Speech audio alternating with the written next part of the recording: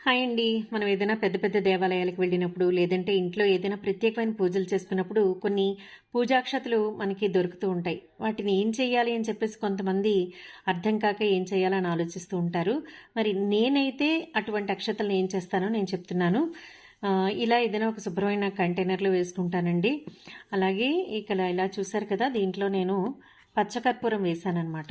ఇలా వేయడం వల్ల అక్షతలు ఎన్నాళ్ళైనా పడవు, పురుగు పట్టకుండా మంచి సువాసనతోటి ఉంటాయండి.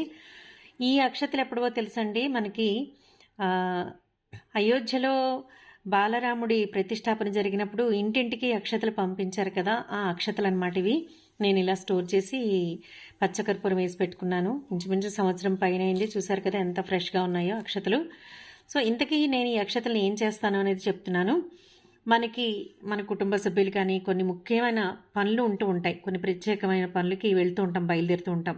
అంటే ఏదైనా ఇంపార్టెంట్ ఎగ్జామ్ రాయడం కానీ, ఇంటర్వ్యూస్ ఫేస్ చేయడం కానీ, లేదంటే పిల్లలకి ఏమైనా పెళ్లి సంబంధాల కోసం వెళ్ళేటప్పుడు ఏదైనా ముఖ్యమైన పనులు, రకరకాల పనులు ఉంటాయి. అలా వెళ్ళేటప్పుడు ఆ పని సక్సెస్ఫుల్గా జరగాలి అని మనం ఖచ్చితంగా అనుకుంటాం కదా! ఆ పని మీద బయలుదేరేటప్పుడు దేవుడికి దండం పెట్టుకుని బయలుదేరుతాం కదండి. అప్పుడు ఈ అక్షతలు తీసుకుని శిరస్సు మీద ధరించి బయలుదేరుతానమాట. అంటే ఆ భగవంతుడి ఆశీర్వాదాన్ని తీసుకుని వెడుతున్నట్టు ఒక పాజిటివ్ వైబ్రేషన్ కలుగుతుంది నాకు. నేనైతే అలా చేస్తూ ఉంటాను. అంతే కదండి, మన ఇంట్లో మన కుటుంబ సభ్యుల పుట్టినరోజులు, పెళ్లి రోజులు లాంటి ప్రత్యేకమైన సందర్భాలప్పుడు కూడా ఇలాగా ఈ భగవంతుడి అక్షింతలు మనం ఇంట్లో పెద్దవాళ్ళు ఉంటే వాళ్ళ చేత మనం ఆశీర్వాదం తీసుకుని అక్షతలు వేయించుకుంటే కూడా మనకి మంచిగా అనిపిస్తుంది. సో నేనైతే అలా చేస్తూ ఉంటానండి.